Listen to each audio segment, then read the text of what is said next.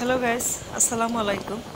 আবারও হাজির হয়ে গেলাম নতুন একটা ব্লগ নিয়ে আপনাদের সামনে। কেমন আছেন সবাই? আশা করি সবাই ভালো আছেন, আমিও ভালো আছি।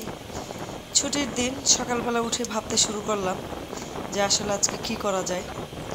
উঠেই দেখলাম যে আমার মেয়ে রুটি বানাচ্ছে, আমাকে দিচ্ছে না। সাথে সাথে আমি নিয়ে নিলাম ওর কাছ থেকে, যে বাবা আমাকে একটু দাও। খুব দ্রুত নাস্তা বানানোর চেষ্টা করলাম, কারণ আমার ছেলে চলে গেছে টিউশনিতে, প্রাইভেটে। ওখান থেকে এসেও নাস্তা খেতে যাবে, তাই দ্রুত রুটিটা বানিয়ে ফেললাম। রুটিটা বানাচ্ছি আর চিন্তা হচ্ছে, আসলে আপনারা দেখতেই পাচ্ছেন আমি ড্রয়িং রুমে এসে রুটি বানাচ্ছি। তার কারণ হচ্ছে প্রচণ্ড গরম।